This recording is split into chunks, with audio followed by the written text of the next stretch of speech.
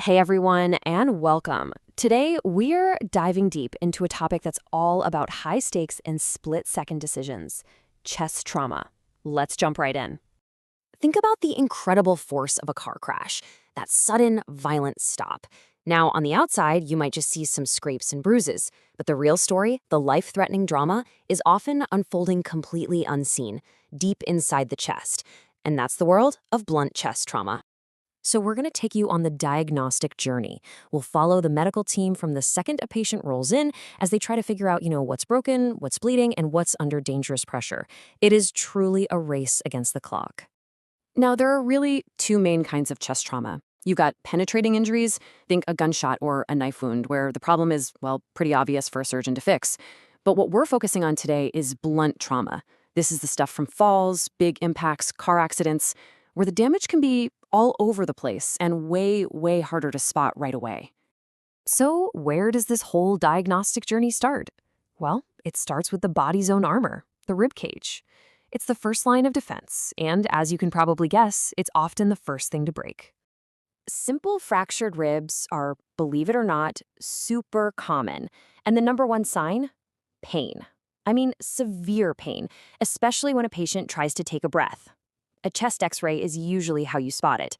But here's the thing. This pain isn't just about discomfort.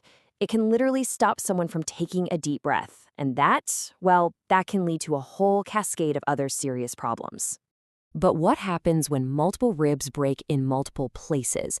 You get something called a flail chest. This is where a whole section of the chest wall basically becomes detached. And the truly terrifying part is this paradoxical motion.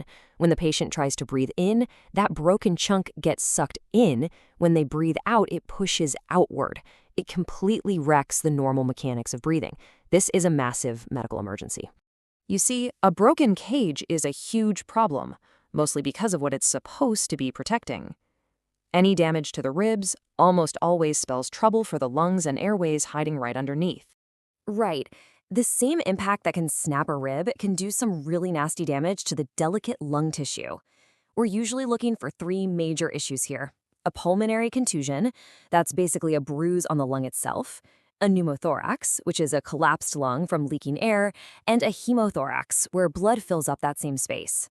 As you can imagine, any one of these makes breathing incredibly hard. And this is absolutely critical.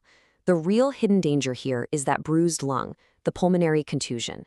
The full extent of that injury might not show up for 1 or even 2 full days. A patient can look pretty stable at first, but over the next 24 to 48 hours, that bruise can get worse, fluid can build up, and suddenly they're in severe respiratory distress. It is a ticking clock. Look, a simple collapsed lung is bad enough, but a tension pneumothorax, that's a full-blown catastrophe. Air keeps getting into the chest, but it can't get out, like a one-way valve. The pressure just builds and builds, first collapsing the lung completely, and then it starts shoving the heart and all the major blood vessels over to the other side of the chest. This kinks those big vessels, stops blood from getting back to the heart, and causes shock and death fast if you don't fix it immediately. And that brings us to the absolute heart of the crisis. Literally. When the force of an impact is that powerful, it doesn't just stop at the cage and the lungs. It can reach the very engine of the body, the heart itself. The heart can get bruised, just like the lung. That's called a myocardial contusion, and it can cause all sorts of dangerous, irregular heartbeats. But 2 other injuries are even more lethal. You've got an aortic tear, where the body's main artery gets ripped by that deceleration force, and pericardial tamponade. That's where blood leaks into the little sac around the heart and starts to squeeze it shut. So how does a doctor know the heart's in that kind of trouble?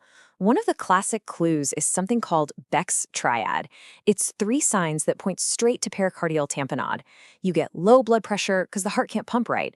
You get muffled heart sounds because there's a layer of blood insulating it.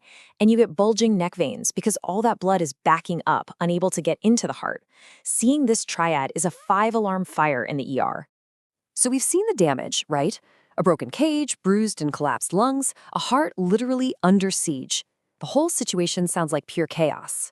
Well, they do it with a playbook, a set of rules and priorities that are designed to bring order to that chaos and hopefully save a life. Let's walk through that playbook. Okay, rule number 1, think beyond the obvious. If the lower ribs are broken, you have to check the liver and spleen. They're sitting right there. You have to keep that 24 to 48 hour clock for lung contusions in your head.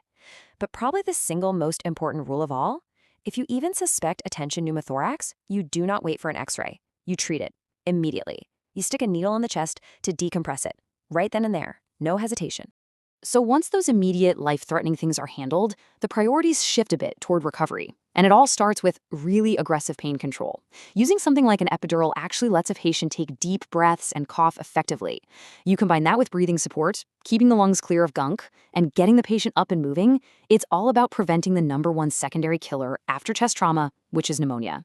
Treatment is also about knowing what not to do. It's so important. So for example, doctors do use strong pain control like epidurals. They absolutely don't use steroids for a bruised lung. They've just never been shown to help. And they'll only put someone on a ventilator if they truly can't get enough oxygen on their own, not just to try and stabilize a flail chest. Every single decision has to be super deliberate. If you take away one thing, it's this. This entire ordeal from the moment of impact to recovery, it's a battle against two things: the physical pressure building up inside the chest and the immense, relentless pressure of time. Getting the diagnosis right and making the right call at the right moment, well, it's everything. And that really leaves us with a final thought to chew on. We've pretty much mastered the playbook for today's injuries, which were largely shaped by the modern car crash. But as electric cars, e-scooters, and all these new ways of getting around change how we move and how we crash, how are the patterns of these injuries going to change? What will the playbook of the future even look like?